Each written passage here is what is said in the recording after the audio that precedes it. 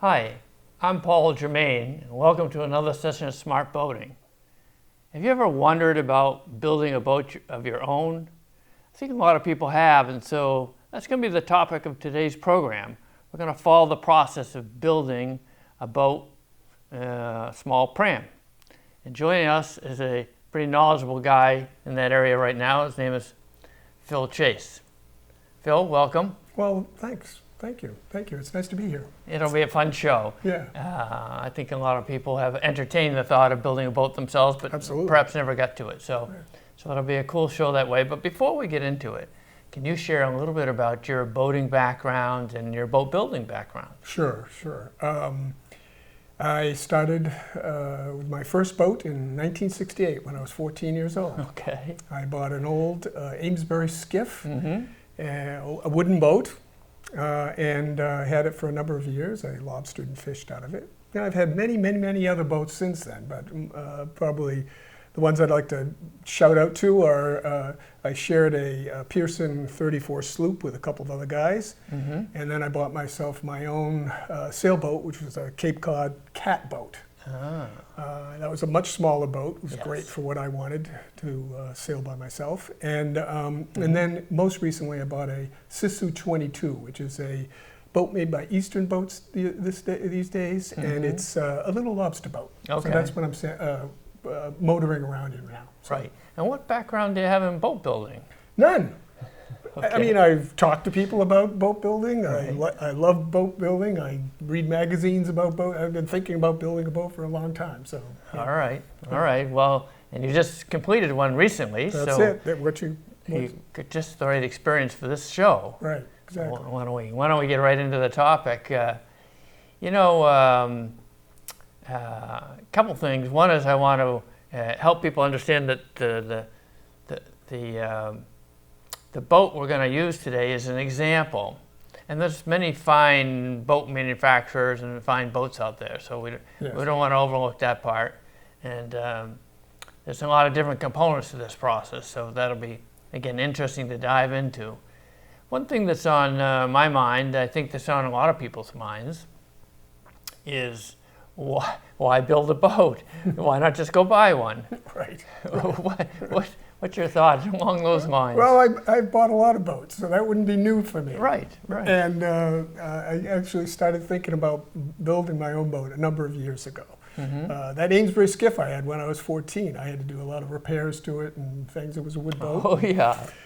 So anyway, over the years, I just decided, when it was time, I would build my own boat. I thought about building a kayak. My brother built a kayak out of a kit. Yeah.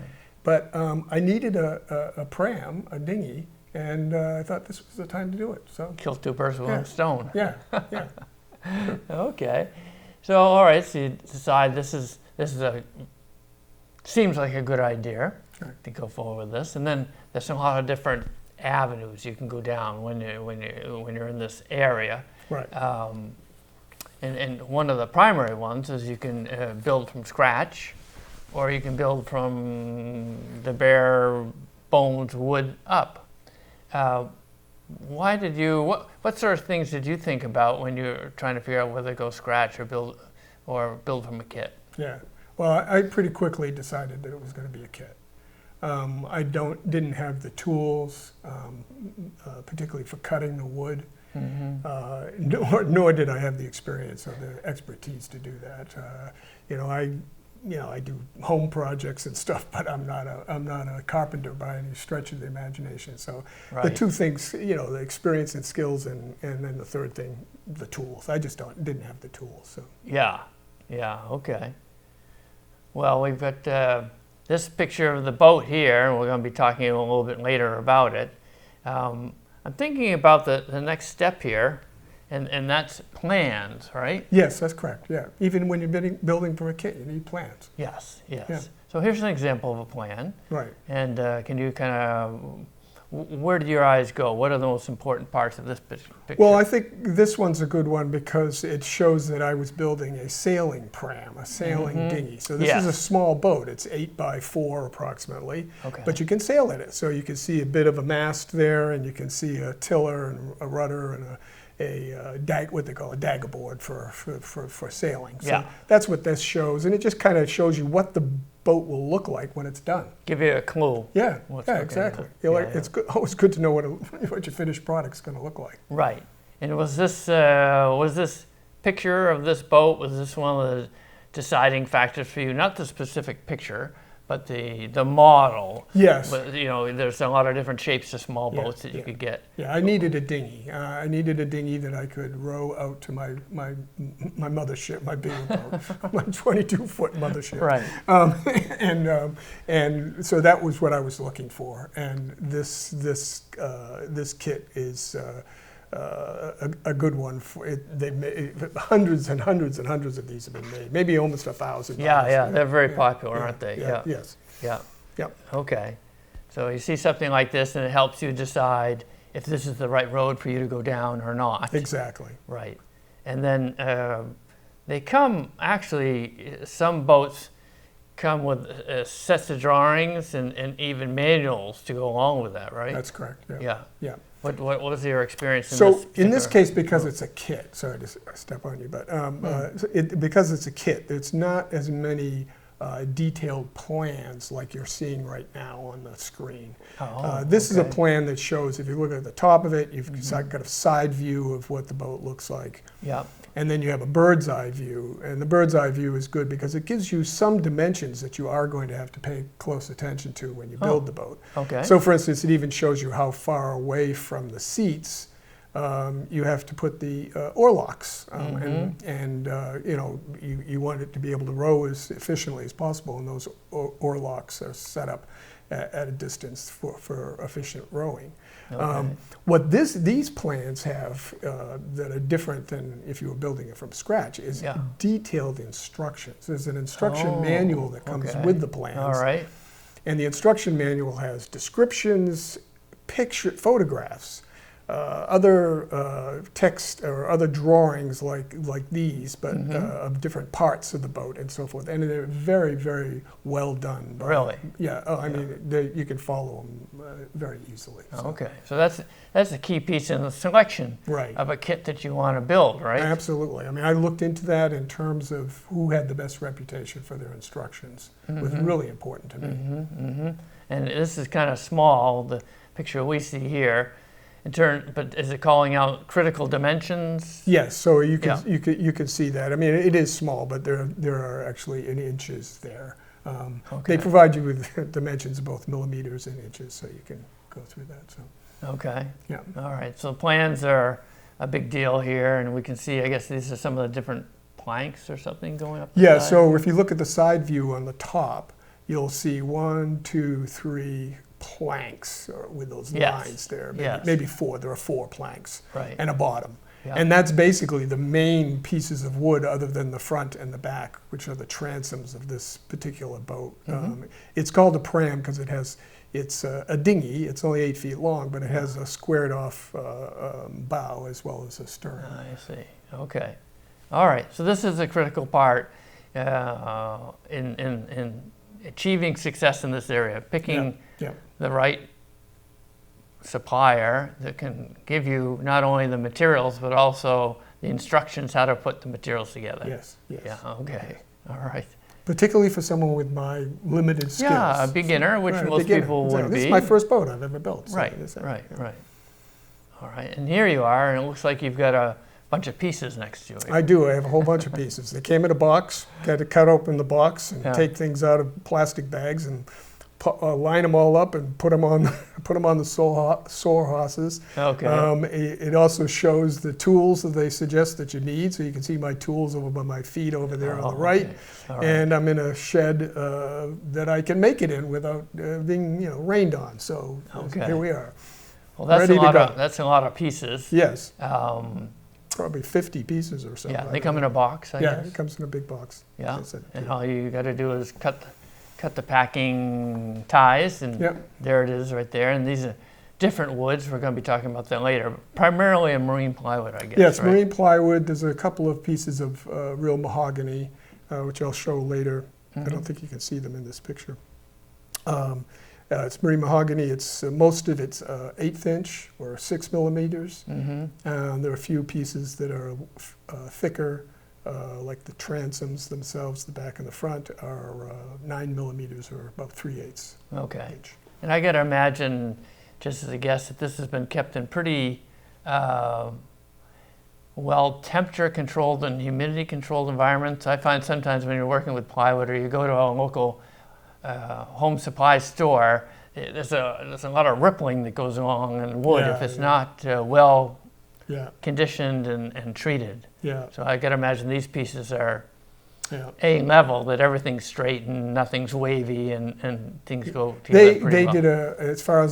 They did a great job of picking the wood for this. So there weren't any problems. They don't fit perfectly together. You can see the main thing, like I said, I didn't have the saws and the equipment to be able to cut these pieces of wood. They're all cut by a computer, CNC cuttings. Right. So they're very precise. But they don't fit perfectly. You got to do some sanding and some little finishing adjustment and so forth. Right? Big head start though. Oh, huge head start. Now, I've been around boats and boat building for a while, and oftentimes they do what they call a turtle. In other words, they turn it so you're actually looking at the bottom, which is in contrast to this particular kit, which you're building with just like it's sitting in the water. Yeah, this is one of these, one of the two ways basically. You can either do it as turtled or you can do it from the bottom up, right side up. And in this case, it's from the bottom up. Yes. This is called stitch and glue. Okay. And the stitching is done between all of the pieces of wood with little copper wires. Okay. And the glue is the epoxy that you put on. That's the permanent structure of the boat.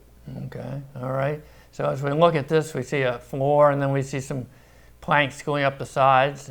That's correct. And they all have these wires that go through? Yes, so you can see a bottom.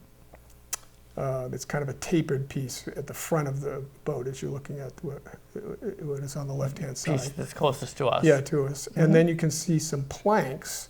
And they're just numbered planks. In the boat building business, they have names for these, but these are just called, there's a gar plank and there's other names. Anyway, they're called plank 1, plank 2, plank 3, and plank 4. And you attach them. 1 goes to the bottom, and 2 goes to 1, and 3 goes to 2, and so forth. Makes perfect sense. Yeah, exactly. All right. And then these boards that are coming up from the bottom, those are bulkheads and/or seats? Yes. So what you see, it's the beginning to put in the structure of the boat in addition to the bottom and the planks.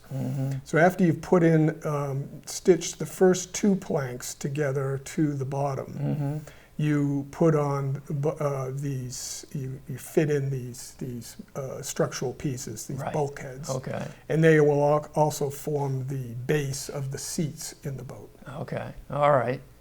Important pieces, and I've got a little close up here. You've talked about the stitches, if you will. Yes. And it looks like you've got a small group of them here and a little plastic jug in the middle. That's correct. That's correct. That's my little cup with my copper wires for stitching it together. And if you look over, attached over here. Yeah. So you can see over, I think, on the right-hand side, bottom right, you can see some of those copper wires. And what you do is you make a little horseshoe out of them, and you stick them through those. There's holes in the planks that line up with each other. And you put them through, and then on the other side, you take a pair of pliers and you twist those wires until you're pulling the board closer and closer and closer together, which is a critical part of the stitching of the boat. Yeah, you're like tacking it in place. Yeah, you're tacking it in place, but it's not permanent. It's not like a nail or a rivet. It's not being left. You have to take them out of the boat eventually. So Right. So you must go through a lot of these. Hundreds and hundreds and hundreds. And everybody gets a little blister on their finger from going like this. Yeah, right. Now, is this is like a bulkhead / seat that we see here? Is this the same thickness and type of wood as we see in the rest of the boat? I think it is. It may be the 9 millimeter. I know the transoms are 9 millimeter. I don't recall whether the bulkheads were or not. I think they might be 9 millimeter. Okay. Whereas the planks are 6 millimeter. They're a little more stout. They got weight carrying capability. Exactly. What's going on here?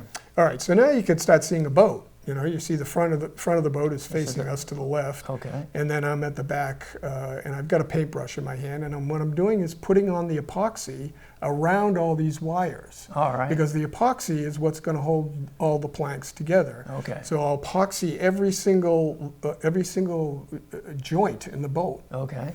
And you can see some of them are done on the left-hand side, and some on the right-hand side have not been done yet. And so I'm just painting those things on with the epoxy that you mix up. It's a system where you put a hardener in with a resin. Yeah, catalyst. Yeah. And you have a little cup, and you're just painting them on there. And you get a certain amount of work time, I guess. Yep. Otherwise, it heats up and hardens.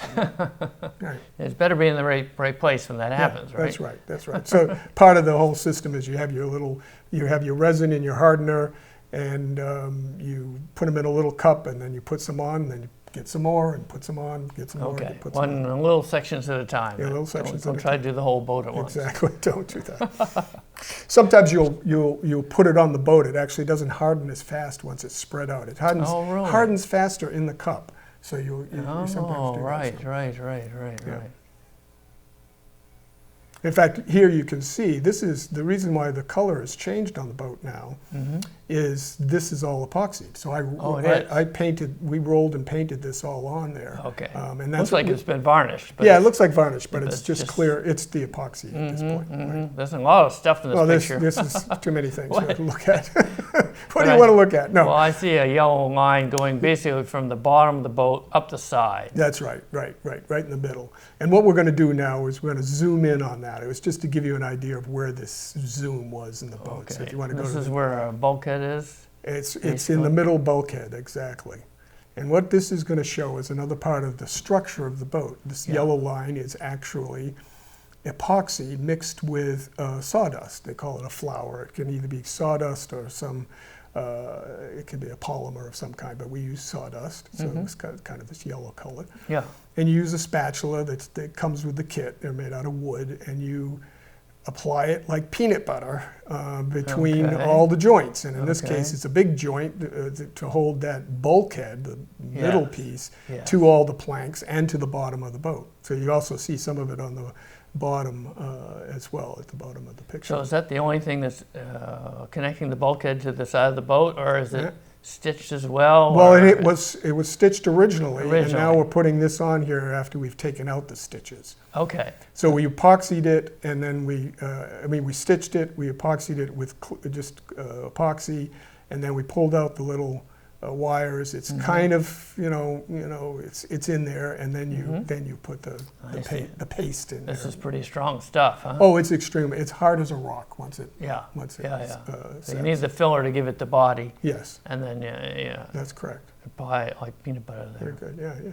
What's going on here? Well, now the boat's flipped over, of course, and you can see a few things here. One is that it's all epoxied all over. Each of those seams has some of this filler in it, these fillets, if you will. We put on a couple of strips of wood there that can be sacrificed in case it goes up on the rocks or whatever. Is there fiberglass in here? And we have the skeg in the back, and that's been filleted on. You can see that yellow line there. And then all along the bottom is a piece of fiberglass cloth that's been cut to that shape of the bottom of this boat. And then you paint on, roll on epoxy to fill in. And so it's, when people talk about fiberglass set in epoxy, that's what this is. And you do that both on the outside and the inside bottom of the boat. It gives it the strength that you need on the bottom of the boat. Yeah, that's a lot of strength. Yeah. The strength and just to be able to sustain it, for any damage that might occur. You got a real fiberglass there. Yeah, so you got epoxy over the whole thing, you got epoxy in the seams, you got fiberglass. Yeah. That's a pretty strong combination. It is. It's I believe it's a very strong boat. Yeah, I bet it is. But it's still light, right? Oh, it's light, yeah. 65 pounds. Yeah, if you do it absolutely perfectly, I think they say it's 65 pounds. Yeah. It can vary between 65 to 80 pounds, depending upon how much epoxy you put on it. Okay. Well, this is quite a deal here. It looks like a This is lot my of favorite clamps. picture, Paul. Is it? I Okay. love this picture because it shows you all the clamps. Yes. Now, if you were building a boat from scratch, you'd be using these clamps all the time. Okay. But in this case, we only use them primarily to put the sides on the boat. So there are two strips of mahogany Yeah. that run along both sides of the boat, and the clamps are the mahogany has been glued onto the boat, and then Okay. the clamps hold it in place to let it set. All right. So you need a lot of clamps because you're not steaming this or anything like that. You're Right. just taking the natural wood and That's right. bending it through a gradual curve through That's the right. length of the boat. To give it its curve, nice And I curve. see you've got a cinder block there. Yeah, we've got cinder blocks and ingots and anvils and all kinds of things. Yeah. And those are just weights to also glue or epoxy down the seats onto those bulkheads All right. and onto the boat itself. So, All right. That's a critical stage there. yep.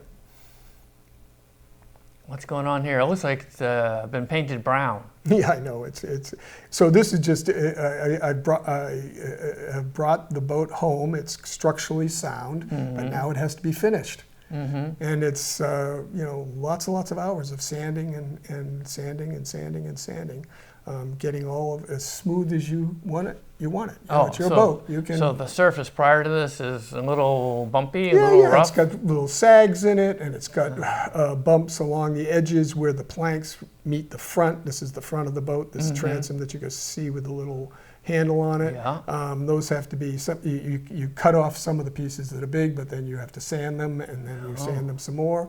Yeah. Mostly what you're doing is sanding epoxy, and Yes. epoxy's hard. Yes. And I use both, I started out with 80 grit, and then worked my way up to 220 before I painted it. Probably could have gotten away with like a 150 or something for painting. If you're going to varnish it, you want to get it down to 220 at least. You do. Okay. All right. And this is just showing the paint job on this particular boat. This matches my Sisu 22 Yeah. colors. You can You see need a it. special paint. You've got all this epoxy and fiberglass, and you Yeah. have a different surface. Of course, you've done a lot of sanding, so you've Yeah. scuffed it up a bit. Yeah, but the is there any other they have- considerations in this area of paint that you have to Yeah, the keep an kit eye makes on? recommendations, and what you definitely use a first coat, a primer. Oh, you do? Yeah, Okay. and then you put on the paint. This is a polyurethane paint, All right. and it's also hard as a rock, so it sets really nicely and gives a lot of protection to the boat.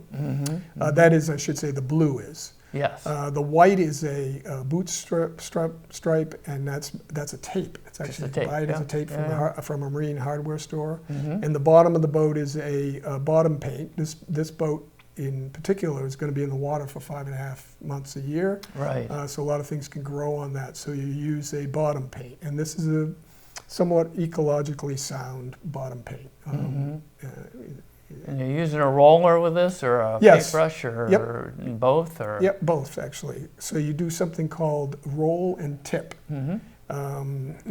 You roll it on first of all, little sections at a time, and then Mhm. you have a nice brush with good bristles, and then Yeah. you paint out the little dots and so forth that are left behind by the roller. Okay, so you can't just roll it, or you'll get this kind of irregular Rough, surface. Irregular surface, right. So Yeah. then you brush it out really nicely with Yeah. a nice bristle brush. Okay, all right. And this is just showing the interior of the boat. I chose bright white here to go again with my other boat that I'm going to be rowing to. All right, so you They- just they sand kind this of all matches. down. Was it kind of a similar exercise to how you treated the hull? Yep. So this is all primed inside, and then at least 2 coats of the white paint. And a few places I had to put 3 coats on. Do people spray these at all, or they typically use you a could. brush or roller? I think people do spray them, but unless you have that equipment, it's easier to use. Just use the roll and brush. True. Technique. Right. All right. Roll and tip. All right. So 2 to 3 coats, and Yep. and you're in good You're shape ready to there. go, You're ready right. to go, right? Yeah. Yeah, here she is on the dinghy dock where she's going to stay for the rest of all summer long. Yeah. And it's finished completely. So you can see there are 2 sets of oar locks put into the right position from the plans. I checked that. All right. You can see all the seats. You can see also running around the outside of it, I put on something called the gunnel guard. It's a bumper to also protect the boat, but also protect other people's boats when we bang into each other on the dinghy dock. Right. And there's a lot of that goes on, both people coming and going, but also the weather. You know, the water goes back and forth, and so they move around. Yeah. I didn't use varnish for that very reason. Because I figured, is that right? Yeah, I thought the varnish would be, you know, varnish is tough, but it wouldn't, it would be a lot more work to varnish it every year than to paint it. So that's why I used the paint. Well, speaking of work, any sort of estimate of what took you to start and get to the finishing line with this boat? I don't have a good estimate, Paul. I can tell you this. I spent 5 days constructing the boat so that it was structurally sound. So this was the wiring, the stitching and the gluing, and the epoxying it and putting all the parts together so that it would be structurally sound enough to put on the top of my car and drive it home from Maine. Yeah. And then after that, and that was 5 days from 8 to 4 with a nice lunch hour and so forth. That's what that was. Then after that, I stopped keeping track of time. It was the finishing. I had to sand. I made some mistakes with the epoxy. So the big mistake was not using, when the epoxy is soft, you can smooth it out with denatured alcohol or any kind of alcohol really, but they suggest using the denatured alcohol. Right. I didn't do that. So I had all these bumps and lumps that I didn't like, and so I had my sandpaper and I had burrs on a drill, and I spent a lot of time doing that. Okay, all right. So again, you learned a way to do it, and perhaps you learned a better way to do it in the future. In the future. Yeah. Now that was in the instruction manual, but I somehow missed that. Well, it came out nice. It seems to set nicely in the water. Oh, it sits beautifully on its lines, as they say in the boating business. It sits beautifully on its lines. It's very buoyant. Yep. And I can lean over on the side. I mean, it's not an inflatable dinghy, so you can't stand on the sides, but you can lean into it. Okay, it's not too tender. Yeah, it's not too tender, exactly. I had another dinghy that I bought that was very tender, so this is better than that. Oh, that's great. And this can take more people too, so I can actually, I can row from that one of those set awards by sitting on the front seat, and then have at least 2 other people. I was wondering how that worked. It sounds like it worked pretty well. Yeah, you sit in the front, and the other people sit in the other 2 seats. Yeah. Well, that's a great quick review of your winter project. It really looks nice. Is there anything that kind of strikes you as you want to add to the program before we wrap it up today? Well, I'd like to do a shout out to the 2 companies that really helped me out, if I could. So Chesapeake Lightcraft was the kit. It came from them. They make thousands and thousands of boats, hundreds of designs, including this one. As I said, the instruction manual was very good, very detailed, very easy to follow. And the other company was the Wooden Boat School up in Brooklyn, Maine. So they run a week-long class where I think we made 6 of these and 2 other boats in the same class with an instructor. So it kind of really took out a lot of the error that I might have made as a novice boat builder. Those are 2 things for people to keep in mind if they want to try it themselves. Right. Yeah. Right. Great. Well, thanks for joining me today. Well, you're welcome. It was my pleasure. I love talking about boats. Yes, it is a fun thing to do. And thank you, Smart Boating viewers, for joining us. If you have comments or questions, visit our website, www.smartboatingus.com. Thank you.